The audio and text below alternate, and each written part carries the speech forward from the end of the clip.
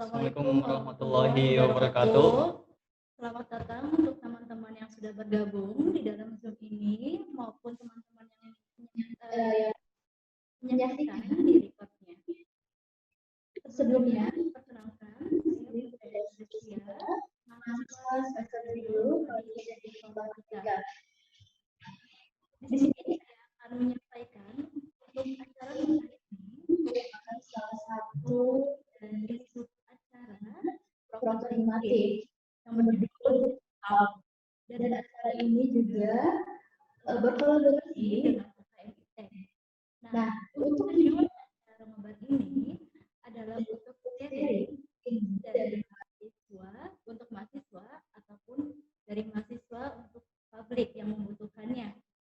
Selain ini, acara ini juga bertujuan untuk mengisi waktu luang teman-teman di masa pandemi ini untuk lebih produktif dengan mengikuti acara ngobar kali ini.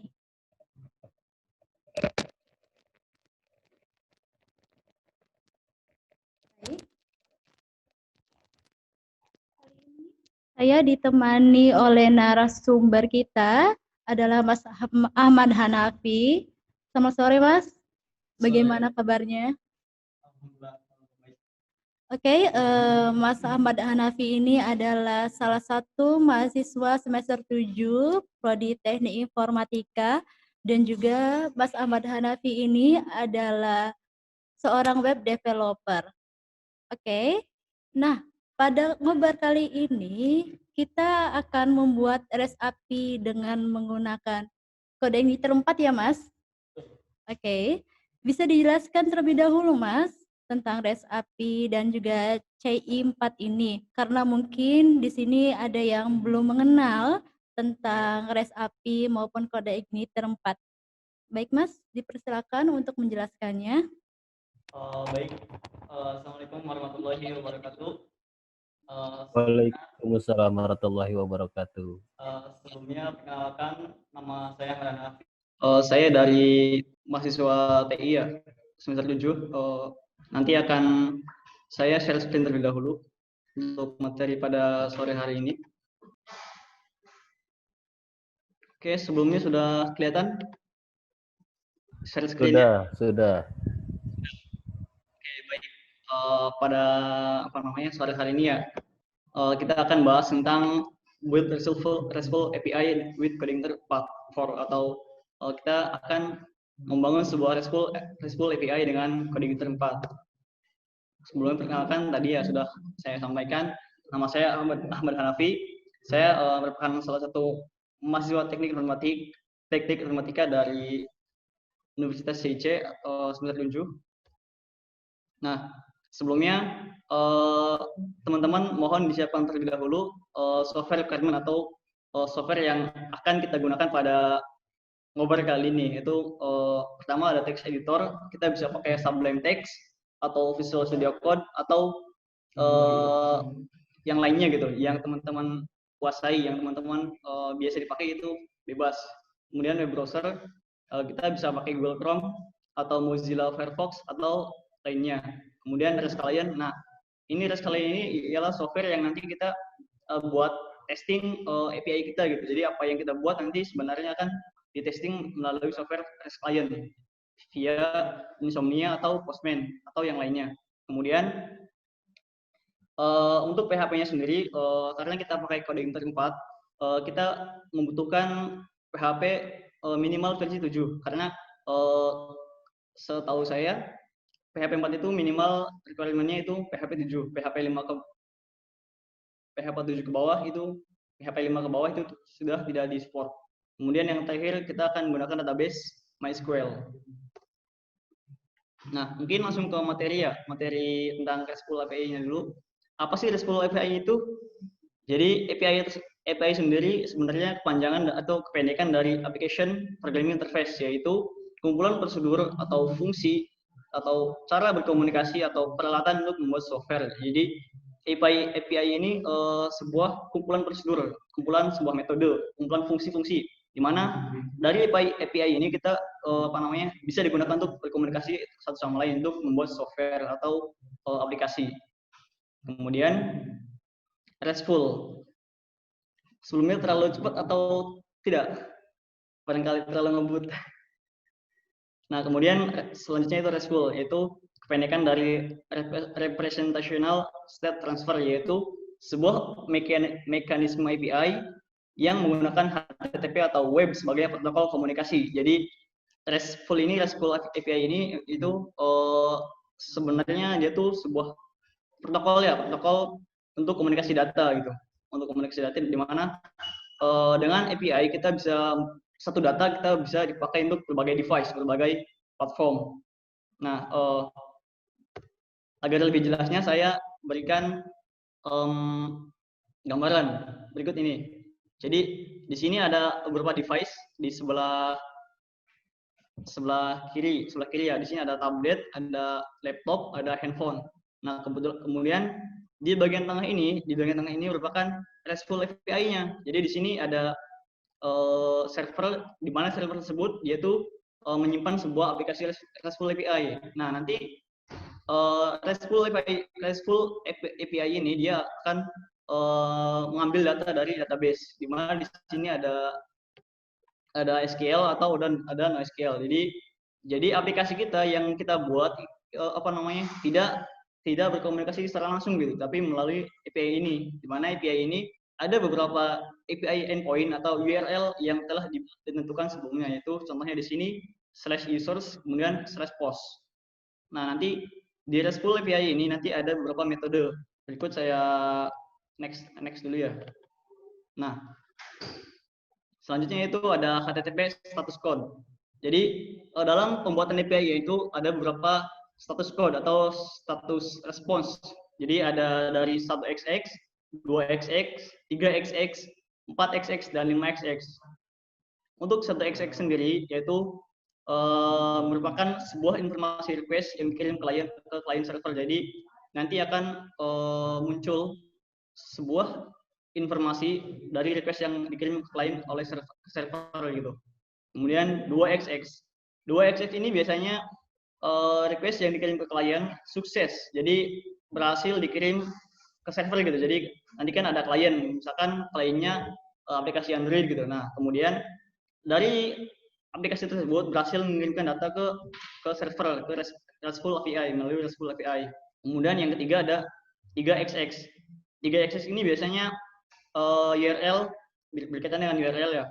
URL yang diakses oleh klien sudah dipindahkan atau redirect ke halaman atau ke URL yang baru. Kemudian ada 4xx. Nah, ini nih yang biasanya kita temui ya. Biasanya kan ada 404 not found. Nah, itu tuh biasanya terjadi karena request yang dikirim ke server itu bermasalah. Jadi ada mungkin gangguan dari koneksi internet, mungkin gangguan dari script kita gitu. Itu bisa saja terjadi gitu. Jadi sini 4xx. Nah, kemudian ada 5xx. 5xx ini biasanya terjadi adanya masalah atau error yang terjadi pada server gitu. Jadi biasanya misalkan si klien kita itu aplikasi Android ya, kita request ke server gitu. Nah, kemudian muncul 500 ya. Nanti itu artinya di server yang kita request itu terjadi masalah atau error.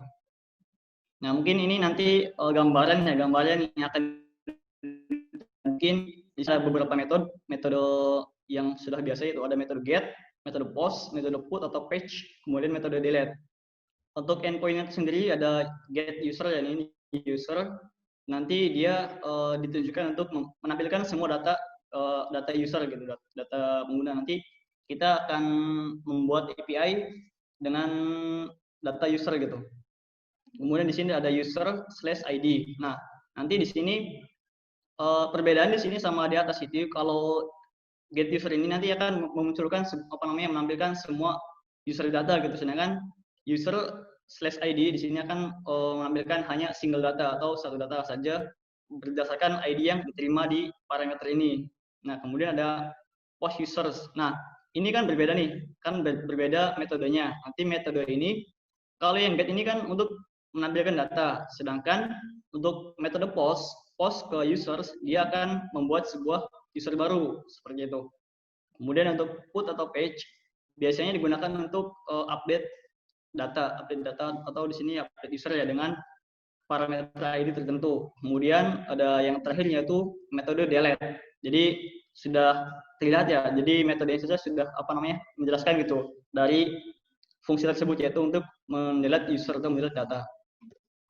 Nah, mungkin saya kembalikan lagi ke itu dulu, ke narasumber moderator terlebih dahulu. Baik, terima kasih Mas Ahmad dan Api atas penjelasannya. Sekarang langsung saja ya Mas. Untuk acara intinya yaitu ngobar ngoding bareng Res Api menggunakan kode editor 4 bersama Mas Ahmad Hanafi. Saya persilakan Mas untuk dimulai acara ngobarnya, dan untuk teman-teman yang ingin bertanya bisa melalui chat. Baik Mas, silakan dimulai. Oke, sebelumnya teman-teman sudah diinstal software yang sudah di list sebelumnya. Nah, kok ini ada yang respon belum ya?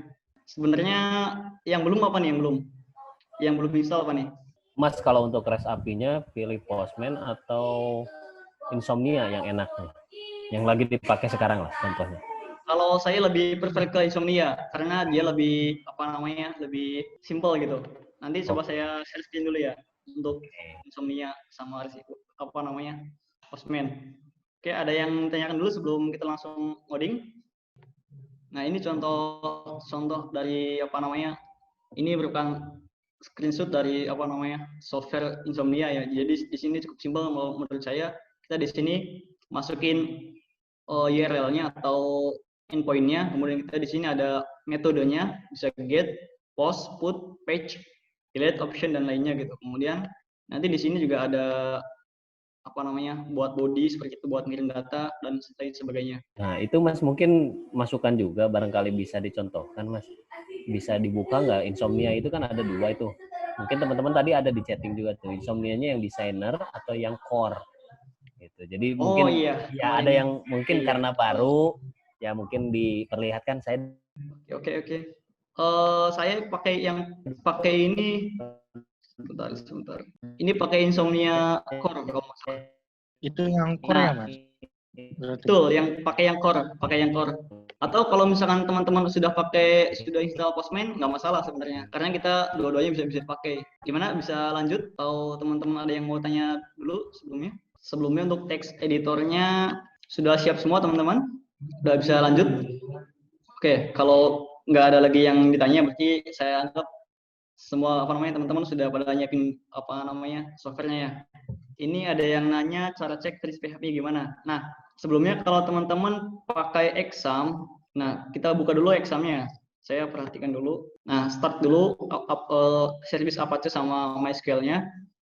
Terus saya share screen dulu buat ngecek versi PHP ya. Nah, sudah kelihatan examnya? Panel examnya sudah kelihatan? Sudah, Mas. Sudah. Nah, sudah, Mas. Untuk mengecek versi PHP-nya, kita bisa lewat sini, bisa lewat admin, klik saja. Nanti di sini ada tulisan nih di pojok kanan atas ya, ada tulisan PHP info. Kelihatan? Nah, ketika kita klik nanti di sini muncul PHP version 7.4.12 atau versi teman-teman di komputernya masing-masing. Seperti itu. Gimana? Sudah bisa buat mengecek versi PHP? Sudah, Mas, sudah. Sudah. Oke, bisa lanjut berarti ya. Oke, berikutnya mungkin kalau teman-teman belum download ya bisa download terlebih dahulu di sini. Di sini ada link downloadnya. Di sini ada versi terbarunya itu versi 4.0.4. Nah, kebetulan saya sendiri sudah download sebenarnya. Nah, kalau sudah, kita tinggal ekstrak saja filenya ya. Ekstrak saja filenya ke directory exam teman-teman di C, atau kalau bukan di C, disesuaikan saja di exam terus htdoc. Nah, nanti bikin folder baru.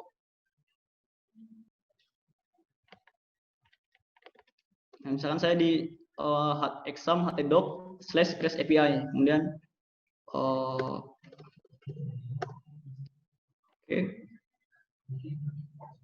Gimana, sudah download sebelumnya? Share screen dulu ya. Sudah. Nah, di sini saya sudah download ya, sudah diekstrak. Di sini ada framework /4.0.4. Nah, tinggal kita rename saja sebenarnya. REST atau RESTful API. Nah, kemudian kalau sudah, teman-teman bisa langsung dibuka via text editornya masing-masing. Saya pakai PHP Storm ya. Oke, sudah muncul, sudah kelihatan text editornya? Sudah, Mas. Sudah, Mas. Sudah. Yang lain sudah siap? Sudah, Mas. Sudah dibuka di text editornya masing-masing. Oke, sebelum kita codingnya, kita bikin database terlebih dahulu. Kita ke web browser atau saya di sini.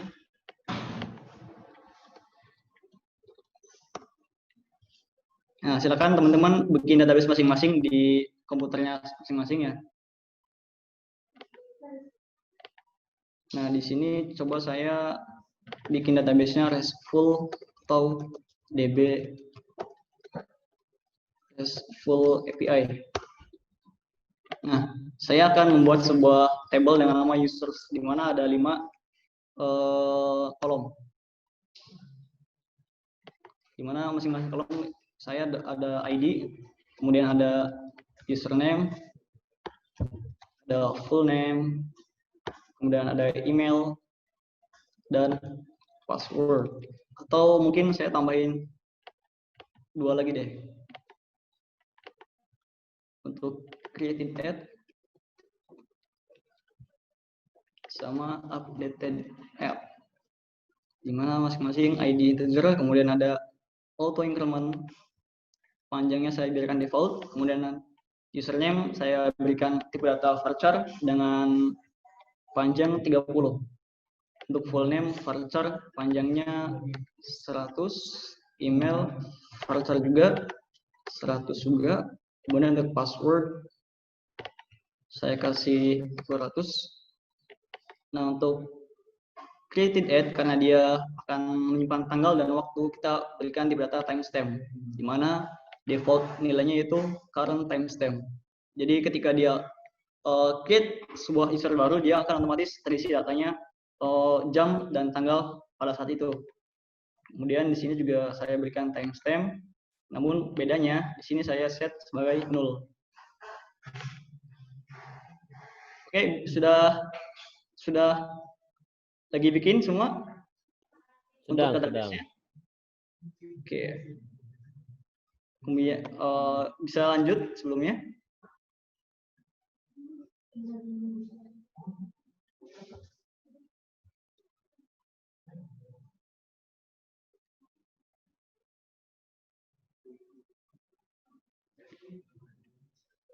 Nah, seperti ini ya. ID, username, full name, email, password, created add, atau dibuat pada kalau dalam bahasa Indonesia, kemudian ada updated add, atau di update pada waktu kapan gitu.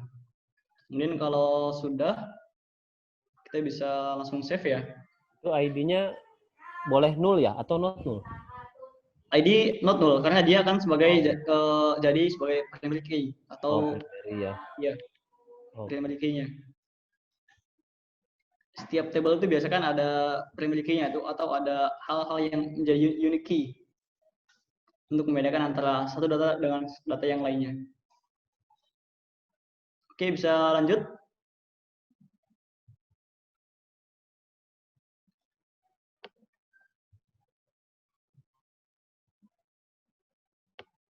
Kalau sudah, kita langsung saja simpan.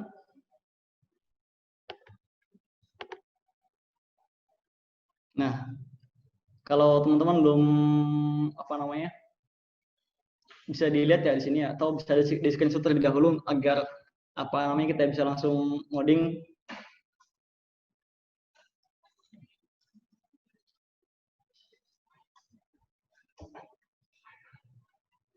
Oke, saya anggap selesai ya. Kemudian buka lagi text editor teman-teman.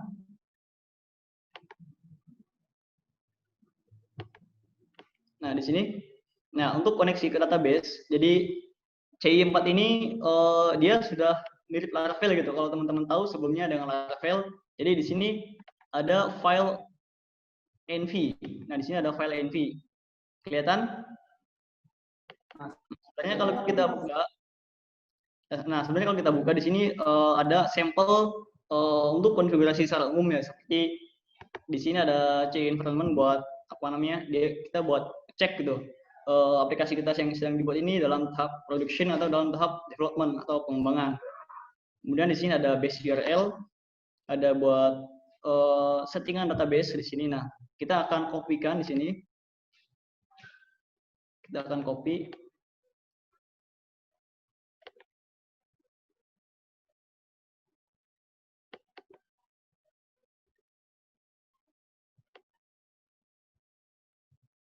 Oh, tidak bisa ya.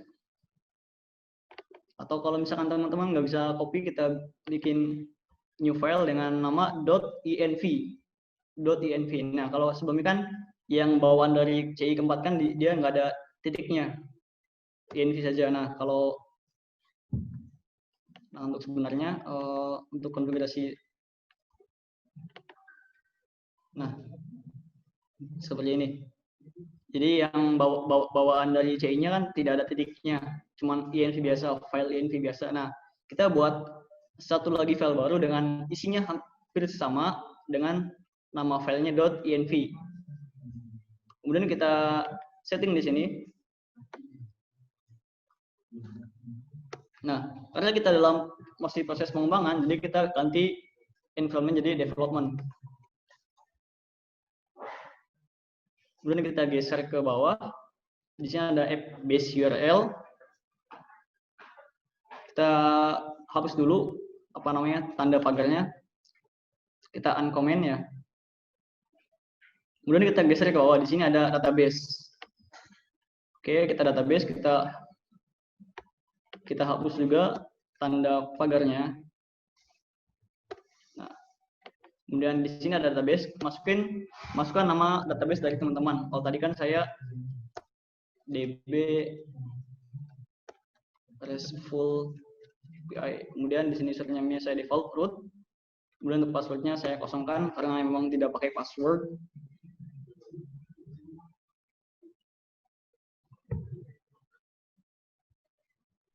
Sudah mengikuti sampai sini? Sudah, Mas. Oke.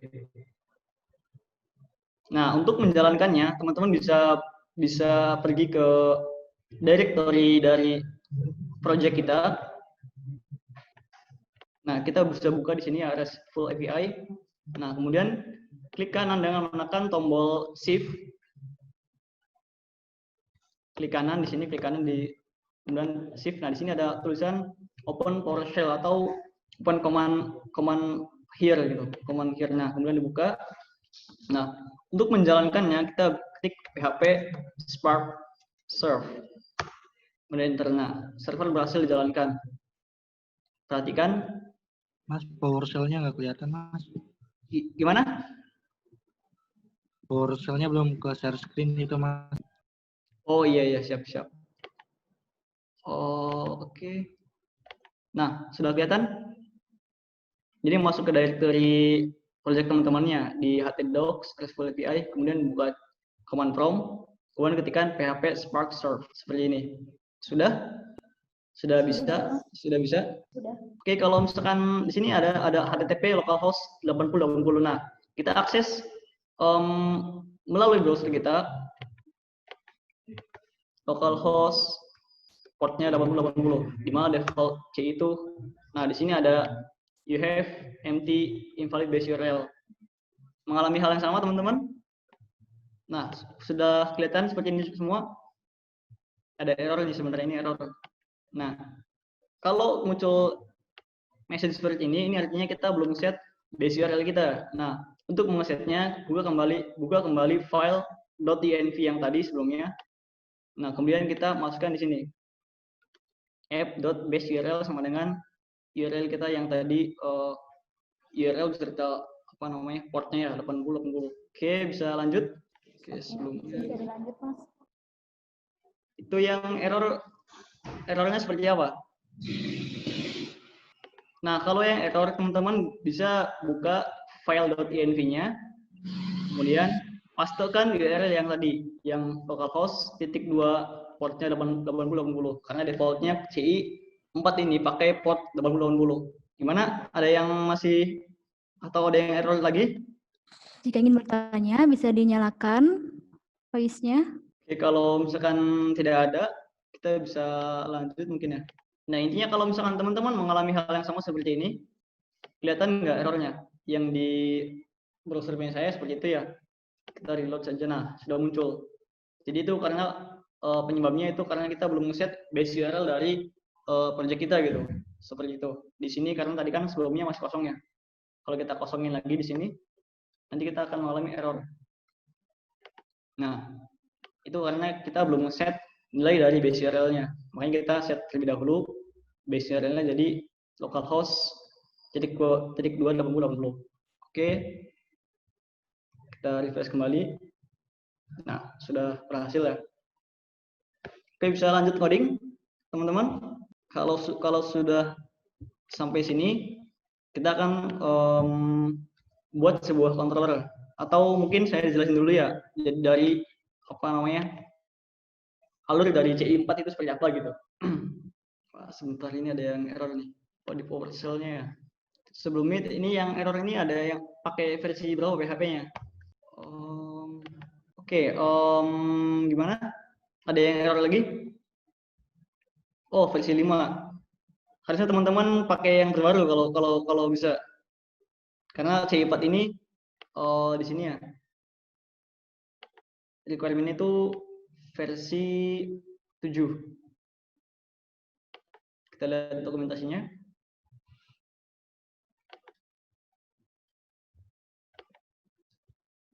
Online user guide.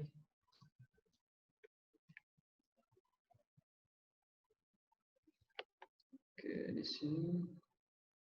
Nah, di sini ada server. Nah, di sini lihat ya, kelihatan PHP version 7.2. Jadi minimal versi PHP-nya itu 7.2 atau yang terbaru. Jadi kalau versi 7.2 ke bawah itu nggak akan support. 7.1 ke bawah gitu, nggak akan support.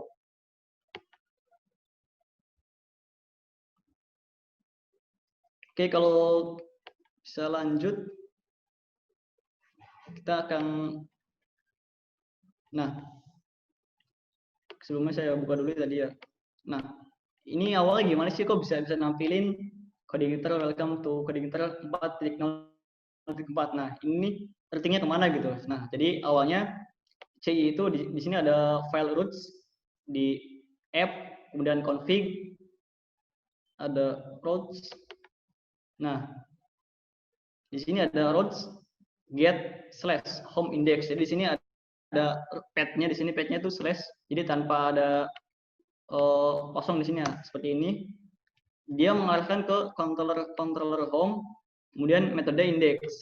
Nah, kalau kita lihat di bawah sini, di bawah folder config, di sini ada folder controller. Nah, di sini ada home controller. Nah, di sini di home ini ada metode index. Jadi dia akan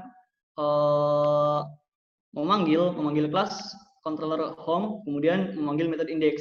Kalau misalkan kita di sini ubah, sebelumnya diubah echo. Nah, kalau kita save, kemudian kita refresh. Nah, semua di sini sudah berubah. Maaf Mas Hanafi, tadi text editornya tidak tampil. Oh, nggak kelihatan? Ya. Oh, baik. Maaf. Sudah kelihatan text editornya? Sudah Mas? Sudah. Oke, jadi ulang lagi ya. Jadi gimana sih si C itu awalnya gitu? Awalnya kok bisa munculin yang tadi itu welcome to coding editor 4.0.4. Jadi dia tuh di sini ada kelihatan text editornya? Kelihatan Mas. Kelihatan Mas. Nah, di sini ada sebentar. Nah, di sini di app config. Nah, kemudian di bawah config itu ada file dengan nama routes.php. Nah, kelihatan script-nya. Nah, di sini baris ini, jadi baris ini yang yang mengawali gitu, di mana dia akan menampilkan halaman tadi gitu, halaman welcome tadi, halaman welcome ini. Jadi di sini path-nya itu di sini ada slash ya, slash itu artinya kosong, halaman utama. Kemudian di sini ada home. Home di sini itu adalah nama controller home, di mana controller home ini dia ada di bawah sini, ada di controller. Kemudian di sini ada nama ada file dengan nama home.php.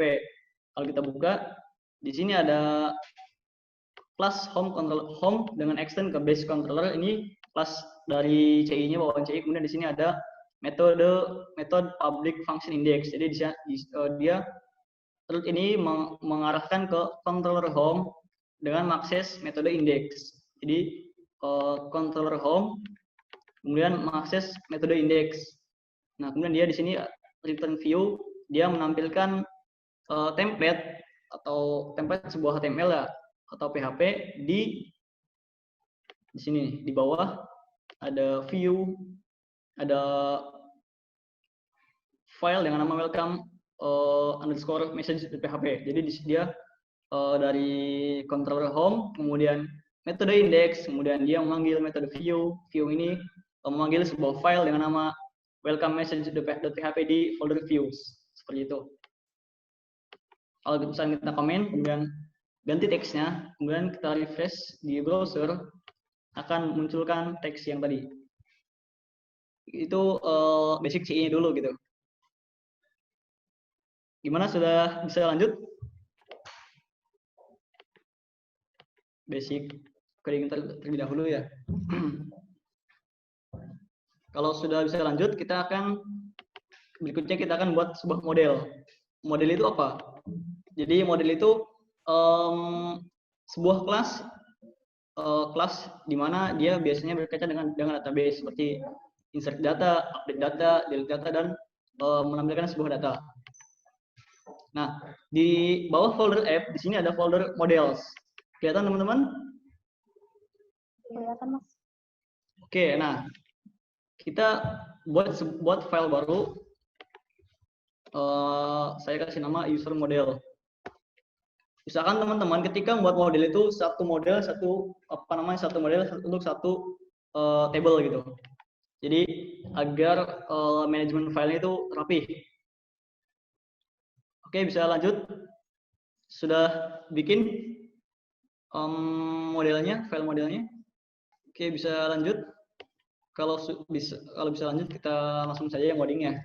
Kita buat namespace terlebih dahulu, app, kemudian dia dari folder models. Nah, kemudian kita buat sebuah kelas dengan nama user model, di mana dia extend ke model. Nah, jangan lupa teman-teman masukin ini ya. Jadi dia menggunakan kelas bawaan dari CI, yaitu di mana namespace yang ada di CI itu coordinator/model. Jadi kelas ini ada di namespace coordinator. Jadi ada di core-nya coordinator. Oke. Kemudian dari model ini sebenarnya dia ada sebuah properti, yaitu table. Kita bisa klik ya, protected table. Nah, kemudian kita isikan nama tabelnya. Sebelumnya kan kita tadi buat sebuah table, mana nih? Nah, table users. Nah, pastikan nama tabelnya sama ya, jangan dimasukin di sini, users. Oke. Nah, kemudian kita buat lagi sebuah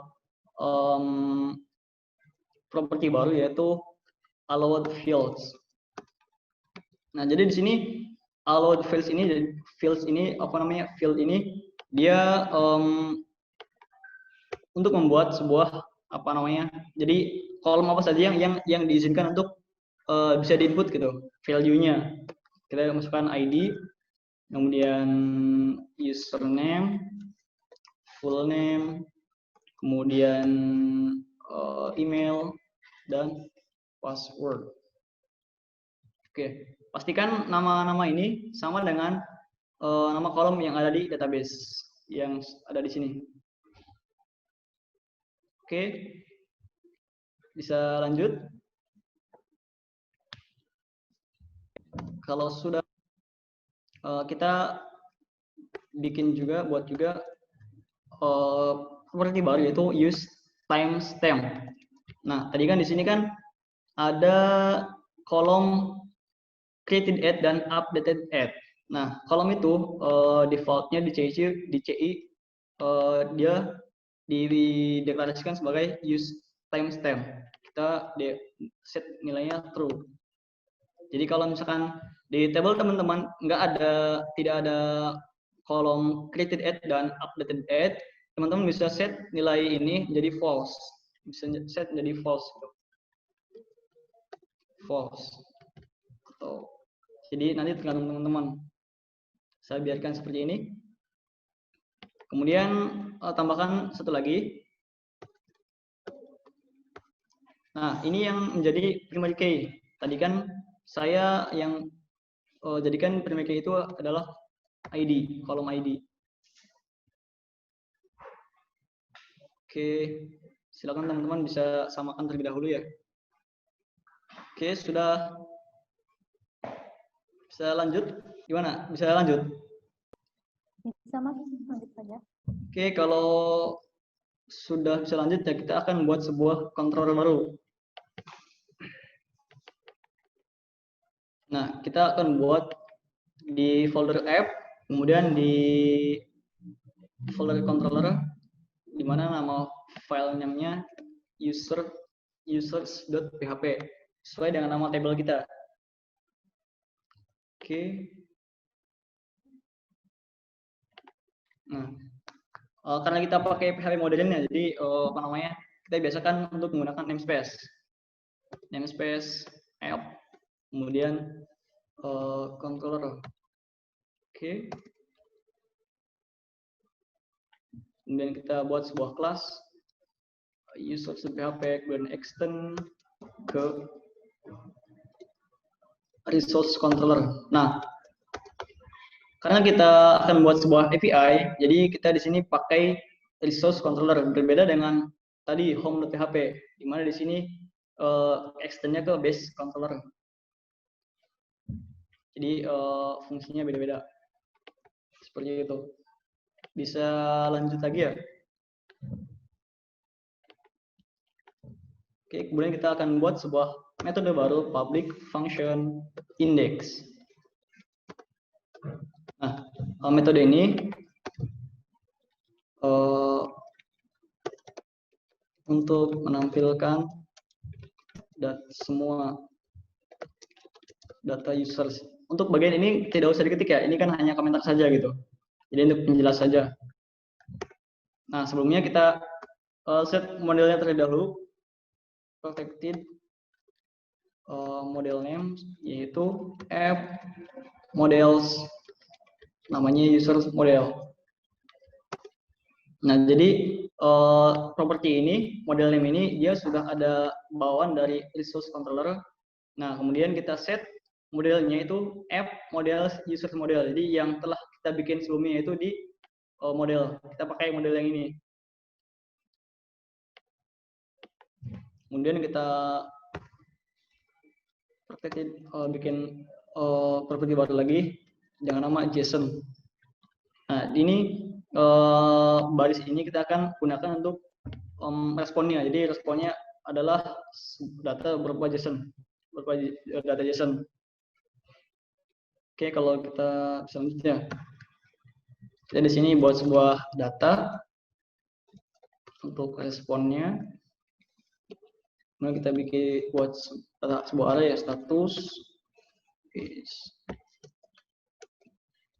sukses. Kemudian di sini datanya yaitu this model find all. Nah, model user model. Kemudian find all. Find all ini digunakan untuk mengambil seluruh data yang ada di table user seperti itu. Kemudian kita return this respond. Nah, masukkan data di sini. Kemudian di sini, nah, yang sebelumnya kita tadi kan sudah bahas tentang HTTP status code. Kita berikan 200. Ini artinya sukses. Seperti itu. Sudah bisa lanjut, teman-teman?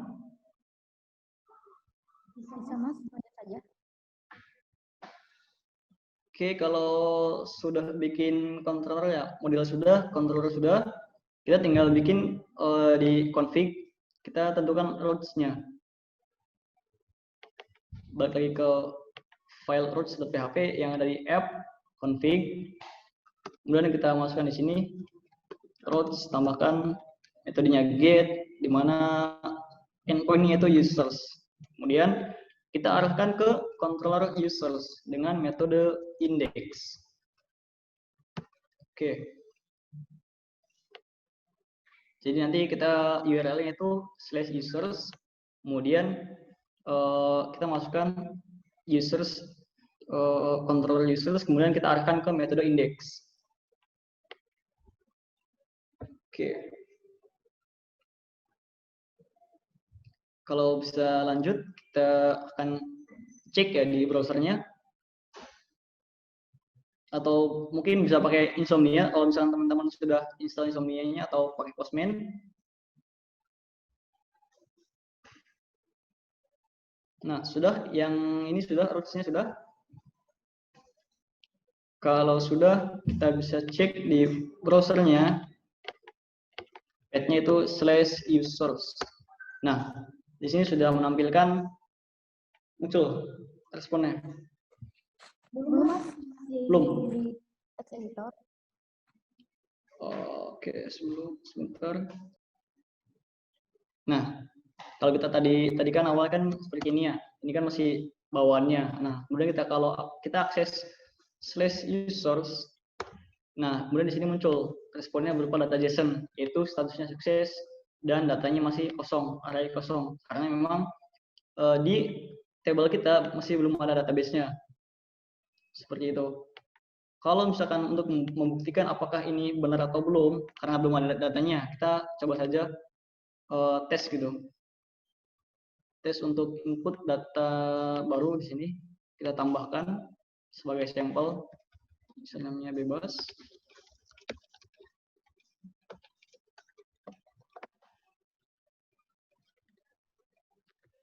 Kemudian kita langsung save atau send. Nah, ini sudah tersimpan.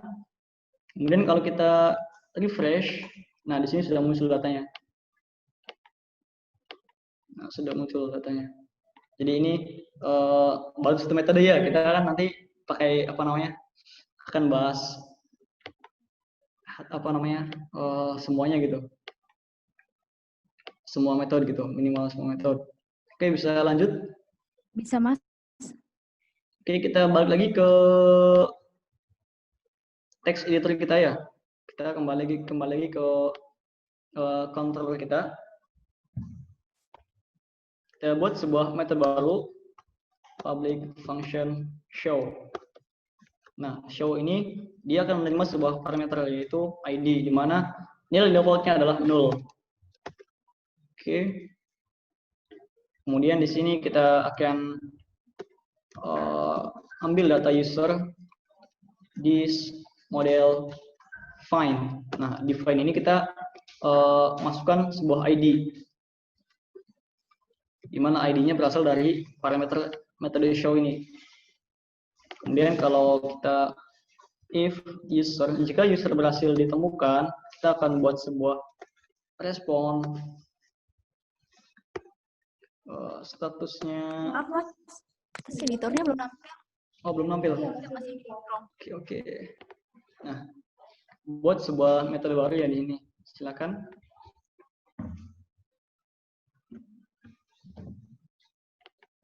Buat metode show, kemudian di sini ada parameter ID, di mana nilai defaultnya itu 0.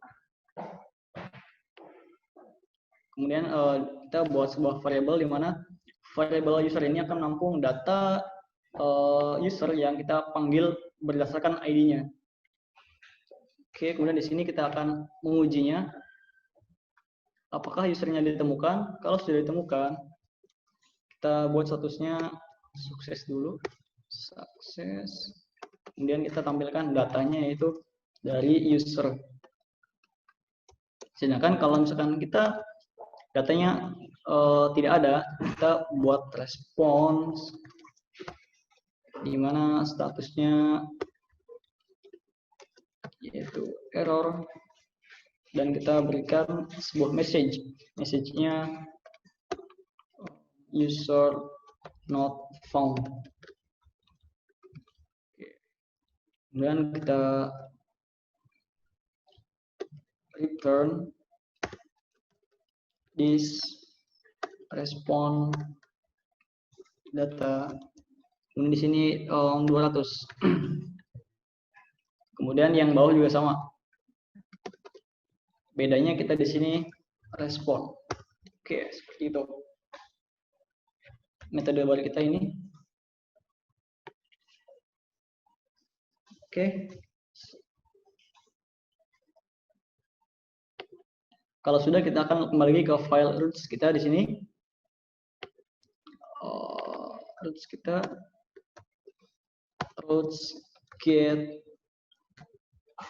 users, dan masukkan parameter ini untuk parameter kita, yaitu users, kontrol users, kemudian show, dimana show ini akan menerima sebuah parameter. Jadi ini untuk parameternya, kemudian ini untuk sama parameter juga. Jadi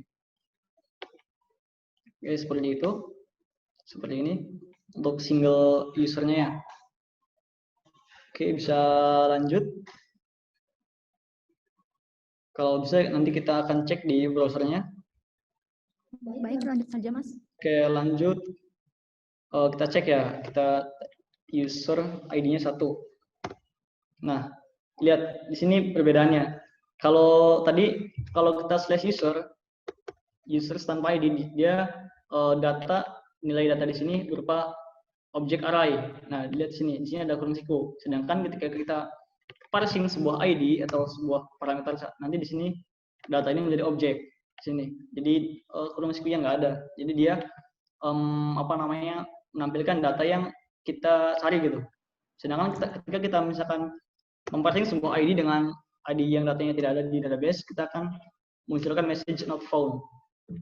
Seperti itu. Jadi nanti karena memang di database-nya hanya ada satu data, maka di sini di ID 3 ini dia menampilkan message not found. Sedangkan ketika kita bukan datanya, maka akan ambil di sini ada ID, username, dan sebagainya. Oke. Sampai sini ada yang ditanyakan terlebih dahulu? Jika ada yang ingin ditanyakan, nyalakan voice-nya, di unmute terlebih dahulu. Oke, silakan kalau yang ingin bertanya. Jika ada yang ingin bertanya, silakan di unmute terlebih dahulu.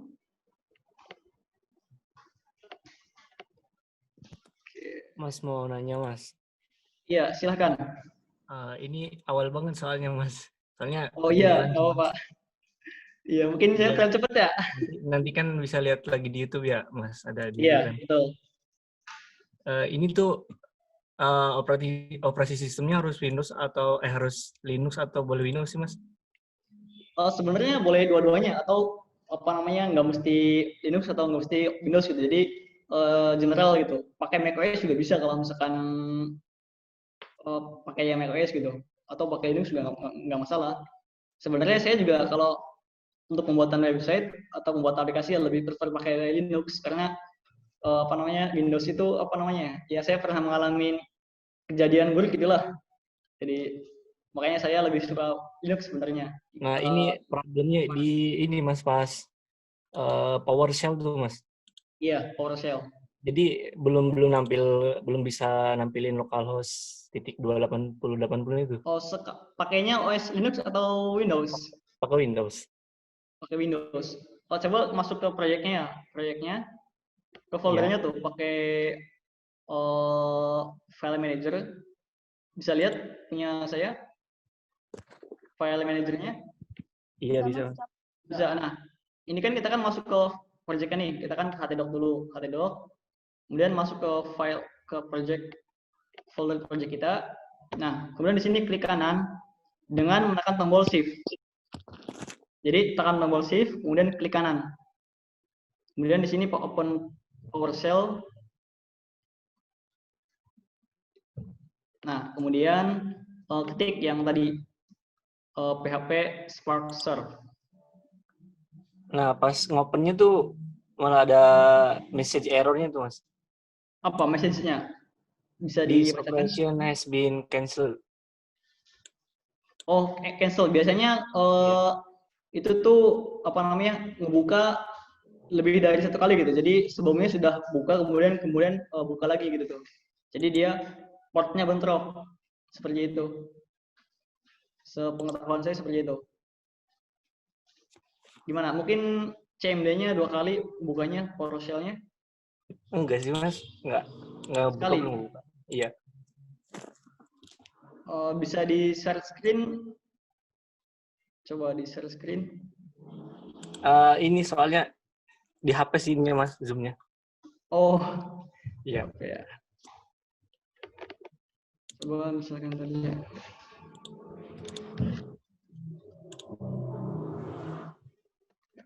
Spark Serve. Oh, masih bisa coba. Mungkin kendalanya ini sih ya, saya nggak bisa ngeliat langsung gitu errornya gitu. Gimana ya? Atau mungkin bisa pastekan di kolom chat teks errornya bagi yang teman-teman yang error. Oke. Pastikan PHP-nya versi 7 ya, 7.2 ya. Iya, udah versi 7, Mas. Oke, sip.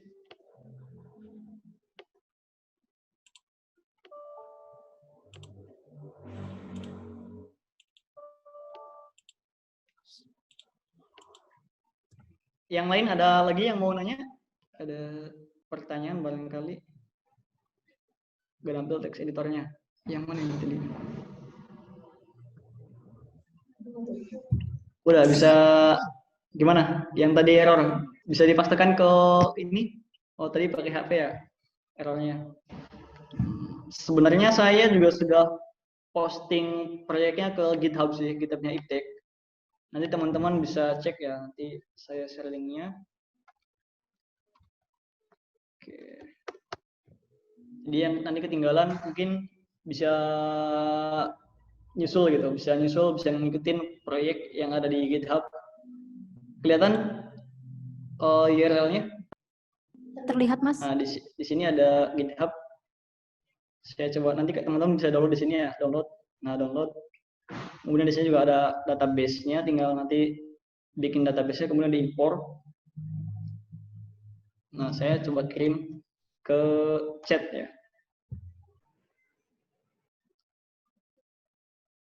Chat.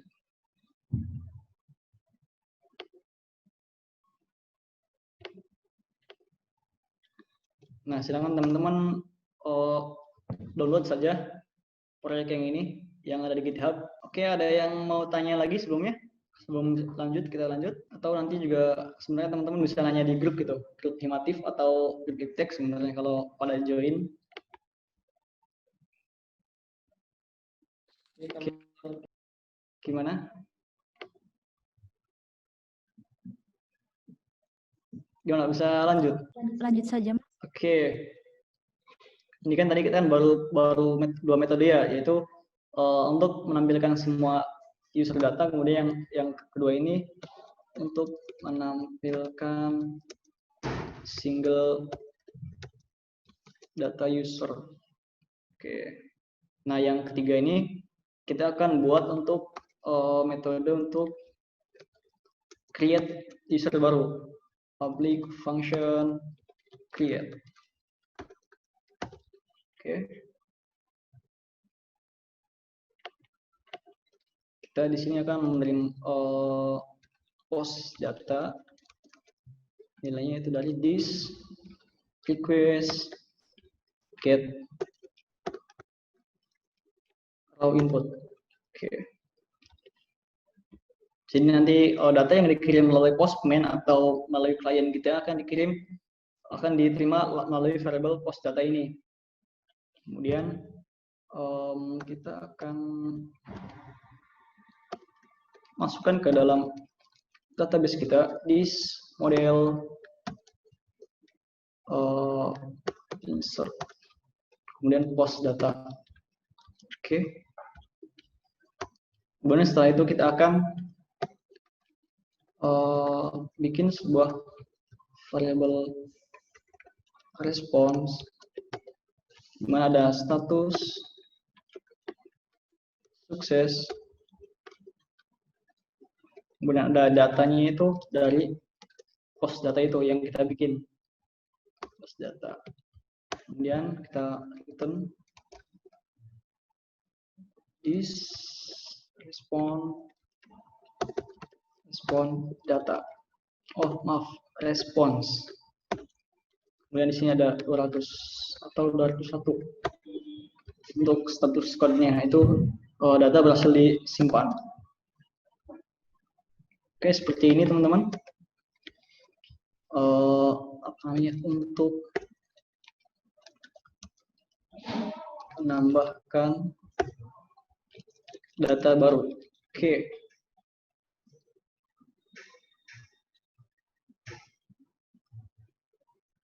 Nah, setelah itu kita balik lagi ke file root.php. Nah, di sini kita bikin root baru, yaitu dengan metode post. Postnya kemana? Ke /users. Users. Ini metode post ya. Metode post tadi users. Kemudian kita arahkan ke controller users dengan menggunakan metode create. Oke. Jadi koma. Seperti itu. Oke, seperti ini. Metode post ke endpoint-nya itu users, di mana kita gunakan controller users dengan metode create. Nah, nanti kita untuk menggunakan metode post, kita gunakan postman atau gunakan insomnia. Silakan teman-teman buka insomnia-nya atau postman-nya. Kita bikin new request. Kelihatan ini ya. Terlihat, Mas. Kemudian kita pakai metode post, di sini create. Nah, kita masukkan URL di sini tadi kan http. Kalau kita copy-in aja. Oke. Ke users, kemudian di sini kita masukkan form body-nya. Nah, di sini kita masukkan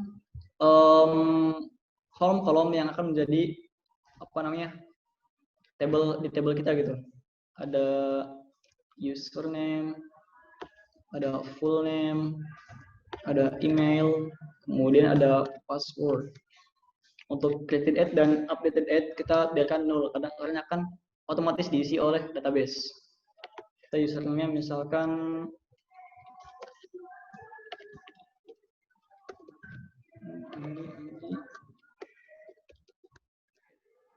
.com, kemudian passwordnya 12356. Oke. Nah, kemudian kita akan di sini pakai metode post, kemudian kita send di sini. Send. Dia loading.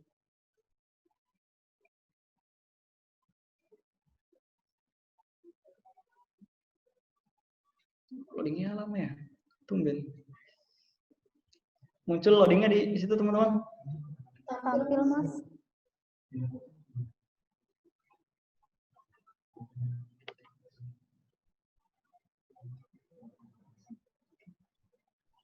Lihat headernya, oke.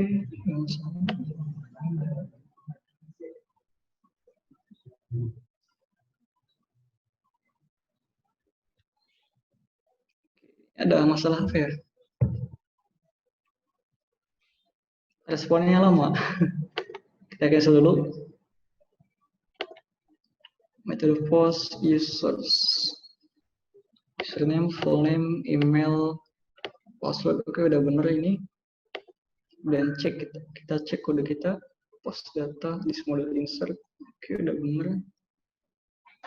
Kita approach.php. Ya, harusnya nggak ada masalah ini. Kita coba lagi. Kita send lagi datanya.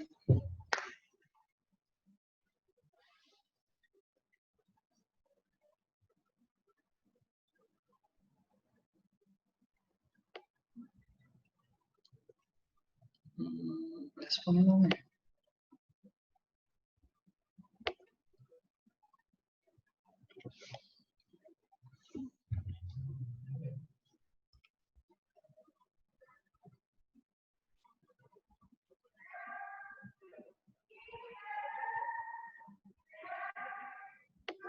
Coba kita cek lagi ya di script kita. This request get now input. Oke, udah benar. Coba kita cek kita debug dulu. Apakah data kita berhasil masuk? JSON encode. Data. Oke. Kita cek di postman di insomnia kita. Username, full name, email, password. Oke.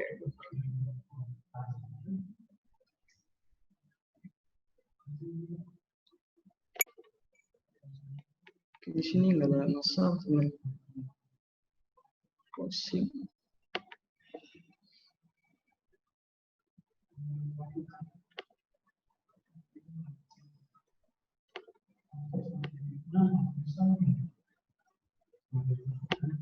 Oh, saya ada lupa nih kayaknya. Harusnya kita di sini use response train. Jadi untuk metode apa namanya? Untuk metode post dan update sama delete itu sebenarnya terbatas. Jadi kita harus gunakan trait ini, response trait. Kita coba lagi di sini. Oke. Content type, form body-nya send. Nah, sini nggak ada masalah nih.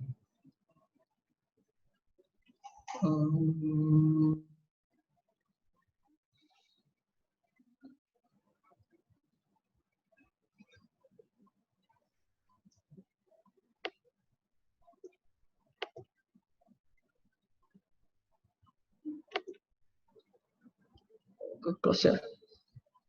Sebentar saya cek dulu ya. App. Screen-nya kelihatan nggak? Nggak kelihatan. Share screen di. Nah, teman-teman bisa cek di sini di apa namanya GitHub Itex. Sebenarnya di sini controller. Nah, di sini ada user. Nah, kita pakai response trace sudah betul. Nah, di sini juga sudah ada. Oke, sudah betul sebenarnya.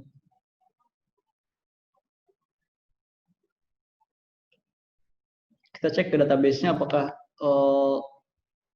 data kita sudah disimpan, sudah tersimpan atau belum. Kita cek. Oh, belum ternyata. Kita cek lagi kode kita. Nah, tadi kita di sini lupa. Oh, nggak kelihatan. Oke, share. Nah, di sini kita lupa untuk uncomment ya.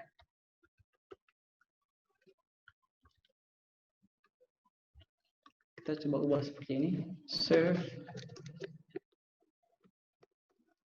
If save. Ketika user berhasil disimpan, kita akan menampilkan data ini. Sini, oke. Kemudian return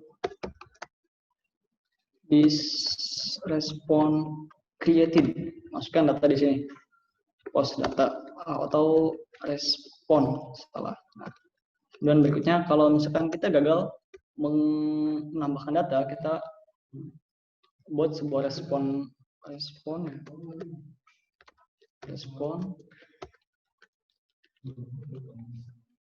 sini statusnya kita error dengan message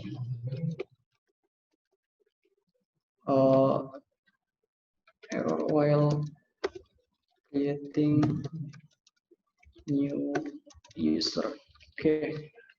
Silakan teman-teman samakan ya. Untuk metode publiknya seperti ini. Seperti ini.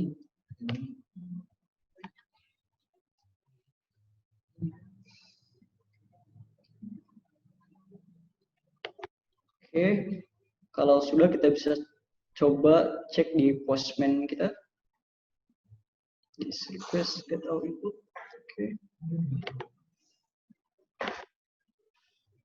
Kita buat request baru. Kelihatan insomnia-nya atau Postman-nya? Belum Mas, masih di text editor. Oh, belum kelihatan. Oke.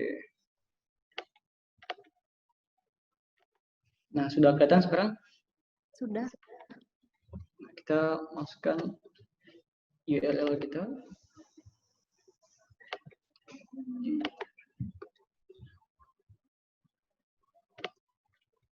Seperti ini.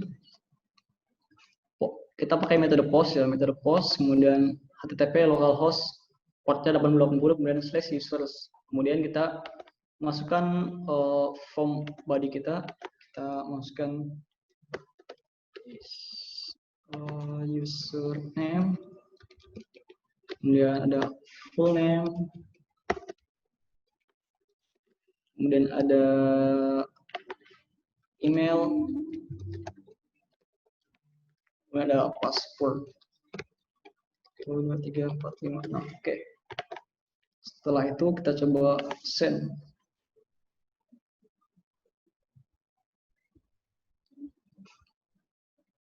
Oke.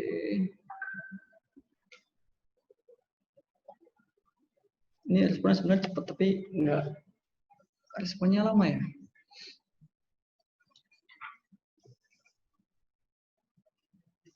Sampai jam berapa? 10 menit lagi ya.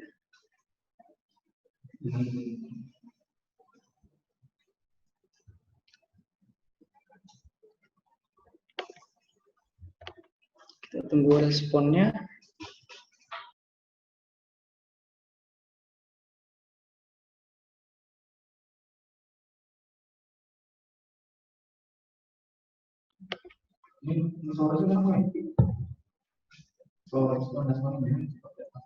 Iya.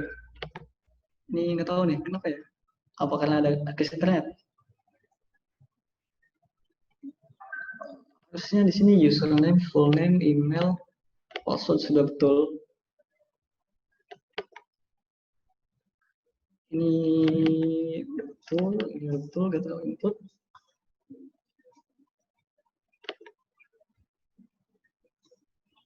Nah di sini juga betul, Ros apa? Mas, Gimana? editornya juga terang. Nggak kelihatan. Oke, sebentar. Kenapa? Serialnya gimana tuh? Advance.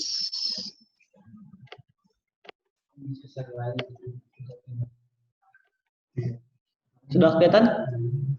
Sudah Mas. Oke. Nah tadi kan masih belum bisa, coba kita create sebuah filter, karena biasanya kadang di REST API itu kita ada biasanya membutuhkan sebuah header gitu. Header ini biasanya kan mempengaruhi API kita gitu. Contohnya seperti masalah keamanan, biasanya kita atur dengan filter atau dengan middleware, biasanya dengan token dan lain sebagainya. Kita buat filter baru dengan course. Kelihatan? Terlihat Mas. Course, oke. Kemudian di sini kita coba cek di website CI-nya. Kita cari filter di sini. Nah, di sini controller filter.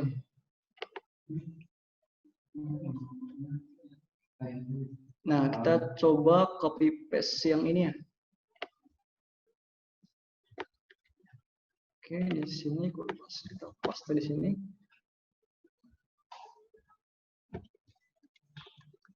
Oke. Kita ubah namanya jadi course implement filter interface. Kemudian kita set header-nya. Sebentar.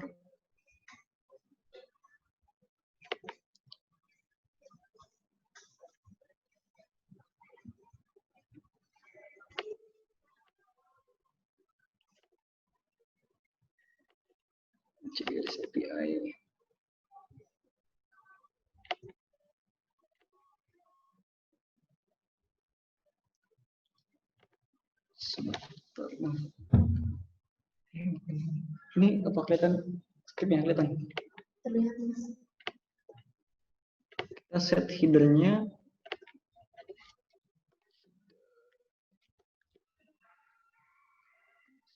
Coba saya cek dulu. F filter.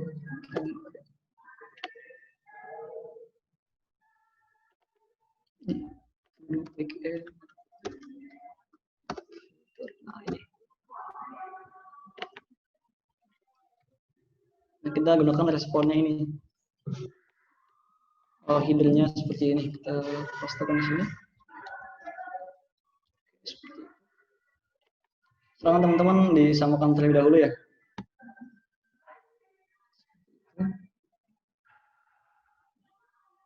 Header.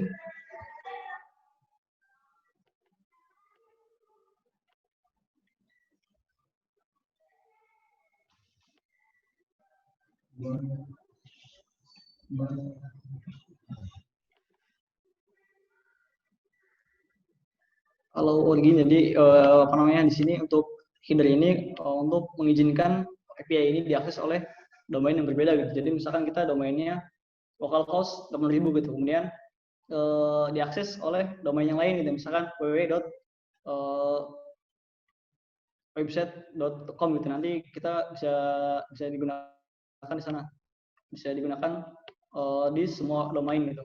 Jadi sifatnya public gitu, seperti itu.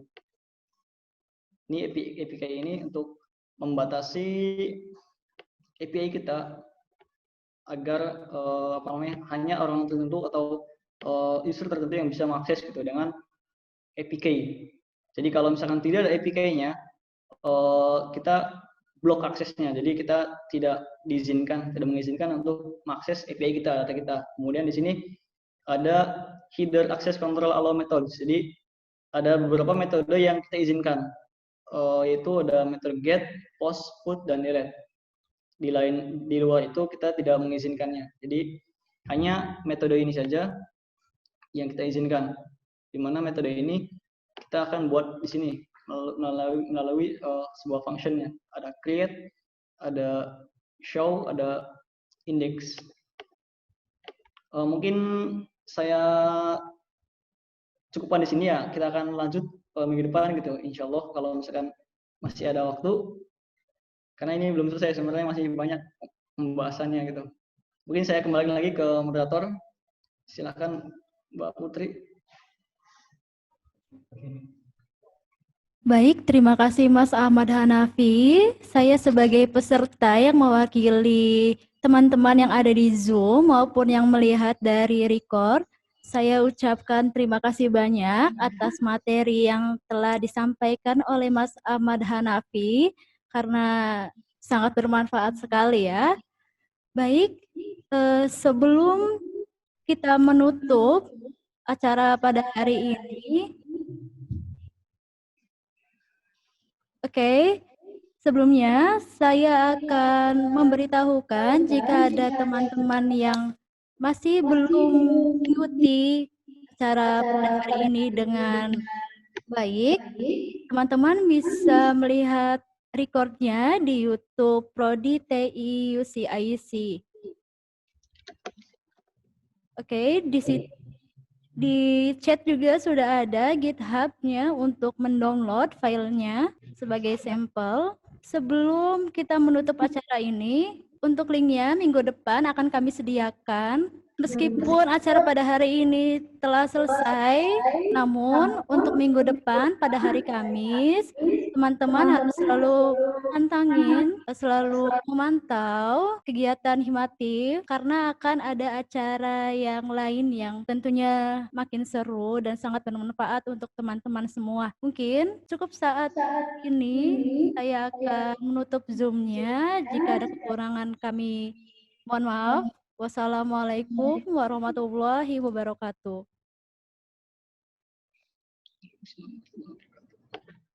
Waalaikumsalam.